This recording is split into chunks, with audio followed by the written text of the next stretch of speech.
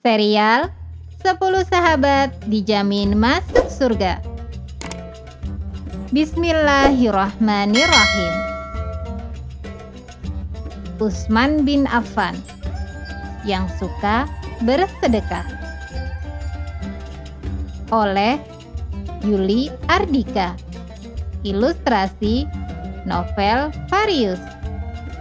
Diterbitkan oleh Ziyad Book. Utsman bin Affan dikenal sebagai laki-laki yang baik hati. Ia berasal dari kalangan keluarga yang kaya. Meski demikian, ia tidak sombong. Kelembutan hatinya tercermin pada sikapnya. Ia adalah orang yang dermawan, suka menolong sesama, dan sangat pemalu.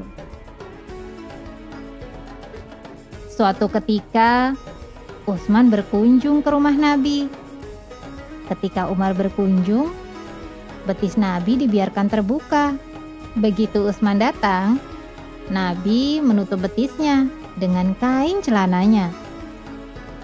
Setelah menyelesaikan keperluannya, Utsman pulang. Aisyah pun bertanya, "Ya Rasulullah, mengapa saat Umar datang, betismu terbuka, tapi saat Utsman datang, betismu kamu tutupi?" "Karena Utsman sangat pemalu," jawab Nabi.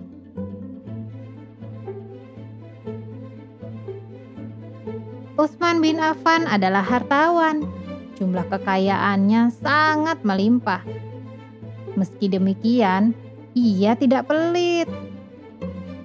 Meskipun kaya, ia tidak menampak-nampakannya. Ia suka tampil sederhana. Orang-orang Mekah sangat menghormatinya. Utsman sangat dermawan. Dia terbiasa memberi sedekah kepada para fakir miskin yang ada di kota Makkah. Kebiasaan baik itu tidak pernah berubah.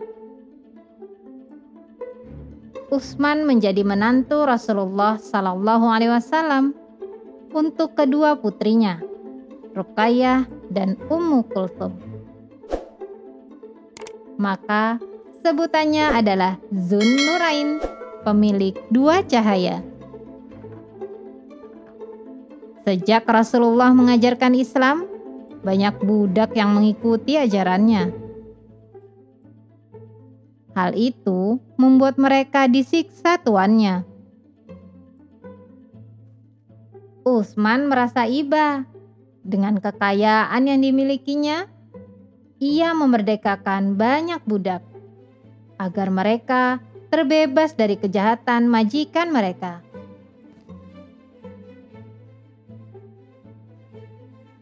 Kebiasaan memerdekakan budak itu terus ia jalankan. Setiap hari Jumat, Utsman memerdekakan seorang budak. Dia juga bersedekah. Ia tak pernah merasa takut kehilangan uang untuk melakukannya.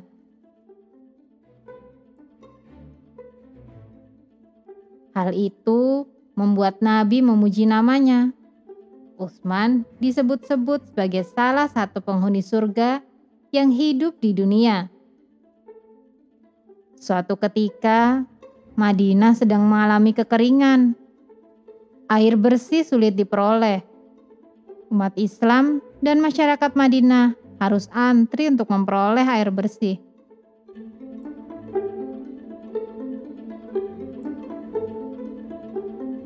Kaum muhajirin terbiasa meminum air Zam-Zam.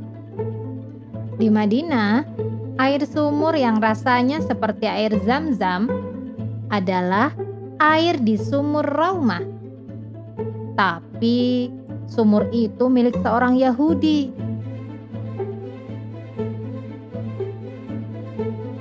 Ketika kekeringan, si Yahudi memperjualbelikan air. Ia menarik bayaran yang sangat tinggi kepada para muslimin. Hal itu membuat mereka resah. Utsman berniat membeli sumur itu untuk menolong mereka. Si pemilik sumur awalnya enggan, tetapi setelah mendapatkan harga yang sangat tinggi dari Utsman, akhirnya ia menyerahkan sumurnya. Utsman menyerahkan sumur itu kepada kaum muslim agar dapat diambil airnya secara gratis. Sejak saat itu, kaum muhajirin dan masyarakat Madinah bersuka cita. Mereka dapat mengambil air sumur dengan gratis. Hingga hari ini, sumur peninggalan Utsman itu masih ada.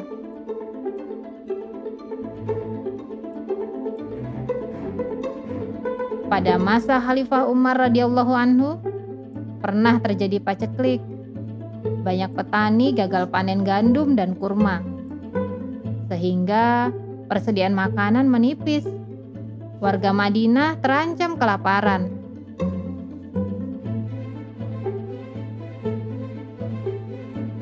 Suatu hari, puluhan unta yang membawa karung berisi bahan makanan datang ke Madinah. Rupanya itu adalah milik Utsman bin Affan. Bahan makanan itu kemudian dimasukkan ke gudang. Melihat hal itu, para pedagang Yahudi berdatangan. Mereka ingin memborong bahan makanan milik Utsman. Mereka menawar dengan harga yang sangat tinggi.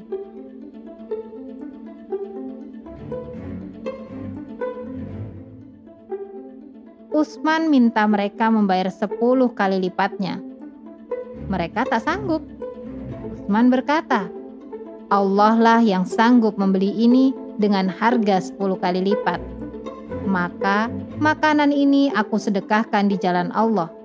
Aku berikan seluruhnya kepada fakir miskin.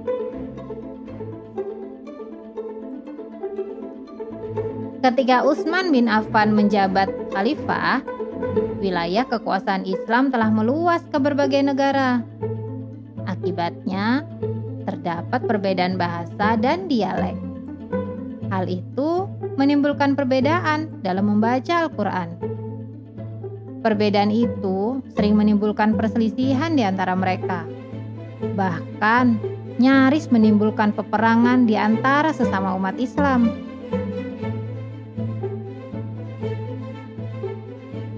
Para sahabat melapor kepada Khalifah Utsman. Khalifah menugaskan Zaid bin Tsabit untuk memimpin pembukaan mushaf Al-Quran. Acuannya adalah mushaf yang pernah dikumpulkan di masa Abu Bakar menjadi khalifah.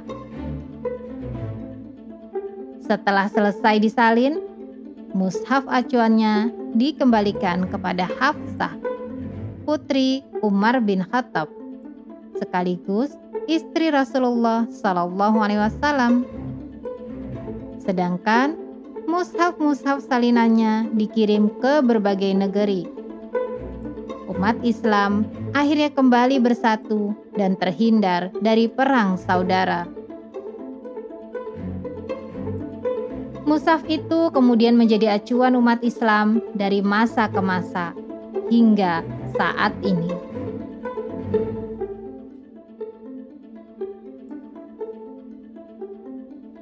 Di masa kepemimpinan Khalifah Utsman, beberapa gubernur kurang cakap dan sering mengecewakan rakyat.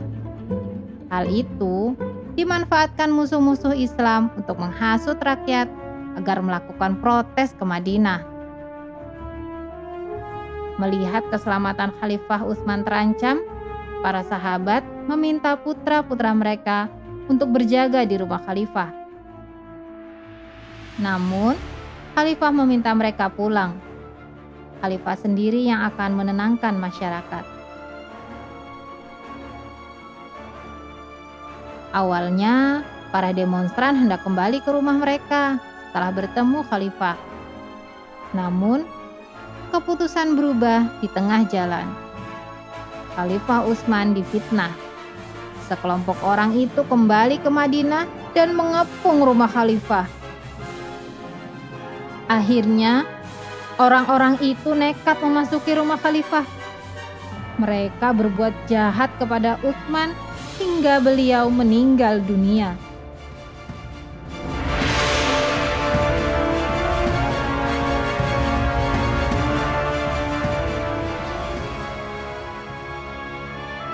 Khalifah Utsman meninggal dunia pada usia 79 tahun.